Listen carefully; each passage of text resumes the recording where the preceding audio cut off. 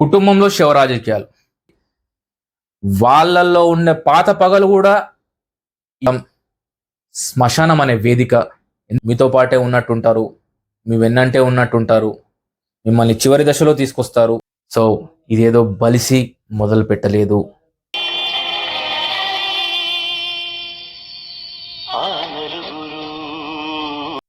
కుటుంబంలో శవ రాజకీయాలు. ఎందుకు ఈ విషయం చెప్తున్నానంటే, నేను ఒక అంతిమ యాత్రలో పాలు పంచుకోవడం జరిగిందనమాట. సో అక్కడ ఏంటంటే, ఆ కుటుంబంలో చిన్న చిన్న పొరపాట్లతో వాళ్ళల్లో వాళ్ళు సర్దుకోలేక మూడో వ్యక్తి ఇన్వాల్వ్ అయినప్పుడు ఆ గొడవ కాస్త పెద్దగా అయిపోయి వాళ్ళ మధ్యలో విభిన్నమైన అభిప్రాయాలతో విభేదాలు వచ్చేసి వాళ్ళు కుటుంబం చెల్లా చెదురైంది. ఆ క్రమంలో వాళ్ళు తీసుకున్నటువంటి నిర్ణయాలకు ఎన్నో విషయాలు ఉండొచ్చు, కానీ ఎప్పుడైతే మీలో మీరు సర్దుకోక చిన్న చిన్న పొరపాట్లను పక్కన వాళ్ళతో డిస్కస్ చేసి, ఆ పక్కన వాడు దాన్ని అడ్వాంటేజ్ తీసుకునేసి మీ ఇంట్లో ఒక లీడర్గా, అంటే మీకు సఖ్యత లేనప్పుడు మూడో వ్యక్తి ఎంటర్ అవుతాడు. ఆ మూడో వ్యక్తి మీ గొడవలలో పరిష్కరించేవాడైతేనేమో పర్వాలేదు, ఆ గొడవలను చూసి ఎంటర్టైన్ కావాలనుకున్న వాళ్ళతోనే వస్తుంది ప్రమాదం. సో వాళ్ళు ఎలా ఉంటారంటే, ఎప్పుడు ఈ గొడవ పెద్దగా అయితే నేను అక్కడ లీడర్గా మారుతాను. ఆ లీడర్గా మాట్లాడినప్పుడు చూడు నీకు నేను పరిష్కరించాను అనే దాంట్లో వాళ్ళు నిరూపించుకునే దానికే ఇదంతా కూడా చేస్తుంటారు అనేది గమనించుకోండి. కుటుంబంలో ఎస్పెషల్లీ కుటుంబ పెద్ద చేయలేని పని నెక్స్ట్ ఆ కుటుంబంలో పెద్దవాళ్ళు ఉంటే వాళ్ళు చేయాలి. కాకపోతే వాళ్ళ నెక్స్ట్ ఉన్న వాళ్ళైతే నెక్స్ట్ వాళ్ళు చేయాలి. కానీ ఆ కుటుంబంలోనే ఉండాలి ఆ సమస్య.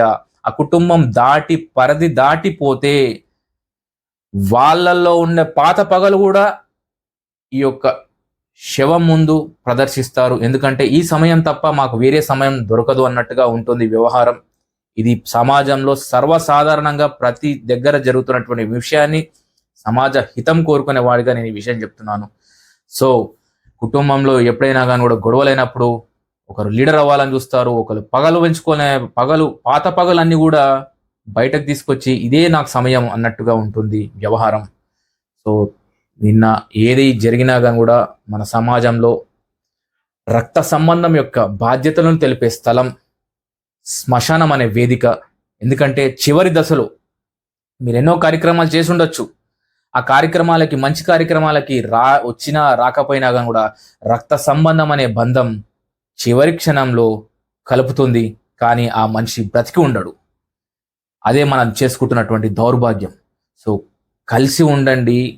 సమాజంలో మీరు మీ కుటుంబం యొక్క గొప్పతనం గురించి, మీ కుటుంబం యొక్క విలువల గురించి, రెండు చేతులు కలవంది సప్పుడు కాదు. మీ ఇంట్లో గొడవ అవుతుందంటే ఇరు వర్గాల మధ్యలో సఖ్యత లేనప్పుడే. ఇప్పుడు ఈ వీడియో బాగుంది అనుకోండి, ఒక చేతిని కొడితే సప్పుడు వస్తుందా? రాదు. రెండు చేతులను కొడితేనే సప్పుడు వస్తుంది. సో అలాగే మీ ఇంట్లో గొడవ అనేది కూడా రెండు చేతులు కలుస్తేనే సప్పుడు వస్తుంది. ఆ గొడవ పెద్దగా అవుతుంది. ఆ గొడవ అయినప్పుడు నాలుగు గోడల మధ్యలో పరిష్కరించుకునే ప్రయత్నం చేయండి. ఇది అలవాటు పరచుకోండి. ఎందుకంటే మూడో వ్యక్తి ఎవరైనా కానీ కూడా ఆ గొడవని అడ్వాంటేజ్ తీసుకునేసి రానున్న రోజులలో మీపై పెత్తనం చెలాయించే దిశగా మారుతుంది తప్ప, ఫస్ట్ ఈ గొడవ ఎక్కడి నుంచి మొదలవుతుంది అనే దానిపైన ఒక్కసారి కూర్చొనేసి ఆలోచించుకున్నంటే చిన్నగా ఆ సమస్య మీలో మీరే పరిష్కరించుకుంటారు.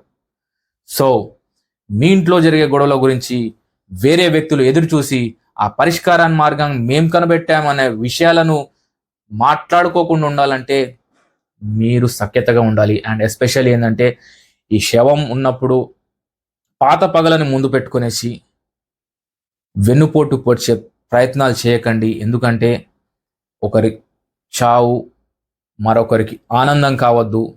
ఇంకొకరికి బాధగా ఉన్నప్పుడు వాళ్ళని ఓదార్చే విధంగా ఉండాలి మీ యొక్క ప్రయత్నం అని చెప్పడమే ముఖ్య ప్రయత్నం, అంతే తప్ప.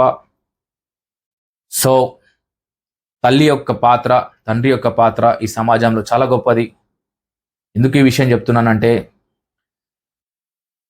మెడలు బట్టి గెంటేసిన, గొంతు పిసికి చంపాలనుకున్న క్షమించే గుణం ఈ ప్రపంచంలో ఒకటి తల్లికి ఉంటుంది, నెక్స్ట్ తండ్రికి ఉంటుంది అని మీరు గమనించుకోండి, గుర్తించుకోండి.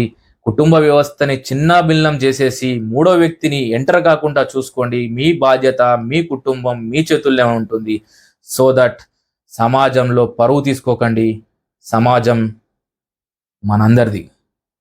ఈ సమాజంలో మన కుటుంబం ఒక భాగం. ఆ కుటుంబం బాగలేకపోతే సమాజం కూడా బాగుండదు అనేసి చెప్పే ప్రయత్నం. సో మీ ఇంట్లో గొడవలు ఒక మ్యూజిక్ లాగా అనుకోండి. ఆ మ్యూజిక్ని ఎంజాయ్ చేయండి, మీ నలుగుట్లో ఉంచండి. ఎందుకంటే మీతో పాటే ఉంటారు. మీకు ఏదో మేలు చేస్తున్నాను అనేసి మీ వెంటనే వస్తారు. చివరి దశలో వస్తారు. విలన్ క్యారెక్టర్ లాగా వస్తారు, కానీ హీరోలం అవుదాం అనుకుంటారు. నమ్మొద్దు. మీ కుటుంబం మీ చేతుల్లోనే ఉంది, ఎవరి చేతుల్లో లేదు. సో పరిష్కరించుకోండి. సో మీ ఇంట్లో మీరు సమస్యని పరిష్కరించుకోకపోతే ఇంకొక క్యారెక్టర్ కూడా మొదలవుతుంది. మీతో పాటే ఉన్నట్టుంటారు, మీ వెన్నంటే ఉన్నట్టుంటారు, మిమ్మల్ని చివరి దశలో తీసుకొస్తారు. ఏం జరుగుతుందో తెలుస్తుంది, వాళ్ళకంతా తెలుసు. ఈ సమయంలో ఇలా చేయొద్దని చేస్తారు, కానీ వాళ్ళ పైచాచిక ఆనందం చివరి దశలో కూడా చూపిస్తారు. ఒక విలన్ క్యారెక్టర్లో వస్తారు, హీరోలం అవుదాం అనుకుంటారు. అది కాదు మీరు చేయాల్సిన పని. జరుగుతున్న విషయం వేరు, పగలు తీర్చుకున్న సమయం కాదు.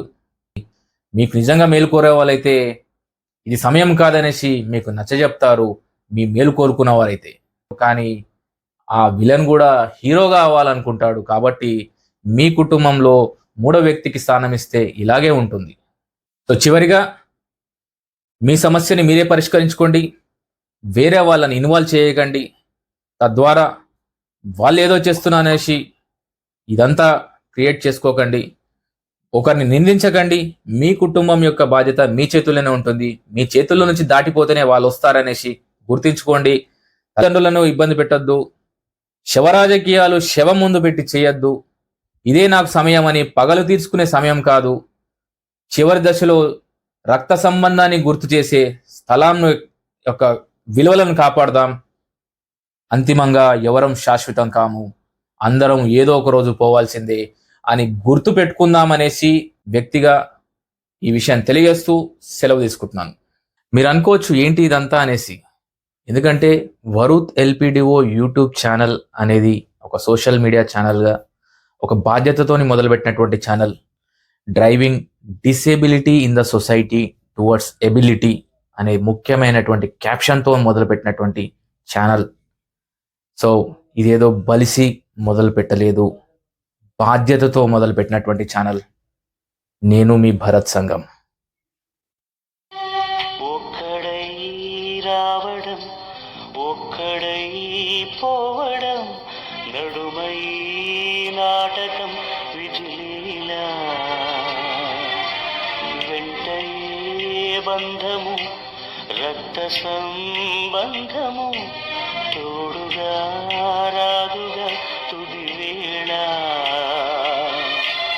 మరణమనేది ఖాయమని మిగిలెను కీర్తి ఖాయమని, నీ బరువు నీ పరువు మోసేది